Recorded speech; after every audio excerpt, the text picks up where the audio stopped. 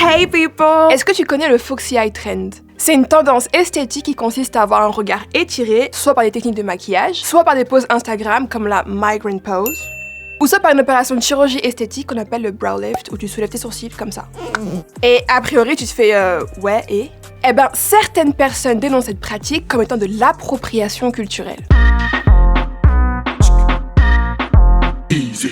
Les ambassadrices de ce look, c'est clairement Kendall Jenner et Bella Hadid. Et disons que Bella Hadid n'y est pas allée de main morte, parce que pour passer de ça à ça, et ça a notamment donné lieu à tout un tas de challenges et de tutos sur TikTok et Instagram, que la communauté asiatique américaine a dénoncé comme étant un autre exemple de plagiat d'une caractéristique physique culturelle rendu mainstream quand ça les arrange. Et le ça, je pense que ça se réfère aux influenceuses caucasiennes. Et parmi les anti-Foxy Eye Trend, tu as aussi l'influenceuse Jordan Santos qui explique que quand elle était petite, c'est vraiment de ses yeux qu'on se moquait, et donc ça la dérange vraiment que ces mêmes personnes qui avant se moquaient d'elle, maintenant reprennent ça comme une tendance. Et le stigmate derrière les yeux bridés ou en amont ne date pas d'hier. Après la Seconde Guerre mondiale, les soldats américains pouvaient enfin rentrer chez eux, et certains, entre-temps, s'étaient mariés avec des femmes étrangères, notamment asiatiques. Et ces femmes asiatiques, en arrivant aux States, pour pouvoir s'assimiler à la population et pour ne pas être perçues comme une menace, avaient recours à une opération qu'on appelle la blépharoplastie pour se débrider les yeux. Et donc, en prenant tout ça en compte, le Foxy Eye serait à mettre sur le même plan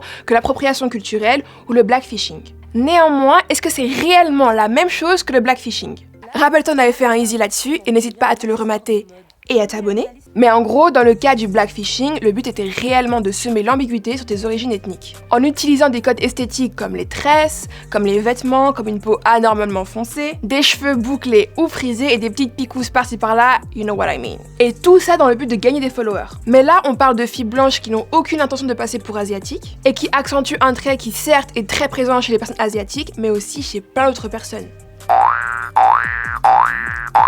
Alors attends, je te vois venir. Ça veut pas dire que c'est pas problématique et qu'il y a rien à remettre en question là-dedans. Mais ça veut dire que ce n'est pas exactement la même chose et qu'on peut pas réellement parler de Asian fishing. Et pour ce qui est de l'appropriation culturelle, tout dépend si tu considères qu'un trait physique fait partie de la culture. En général, quand on parle de culture, on parle de croyances religieuses, spirituelles, la musique, l'artisanat, la cuisine, etc.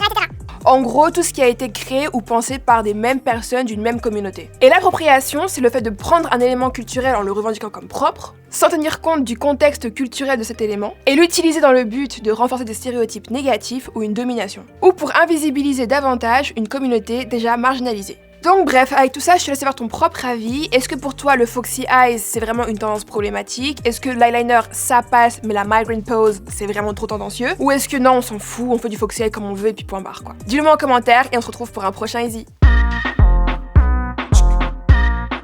Easy. Hey, t'as kiffé cette vidéo?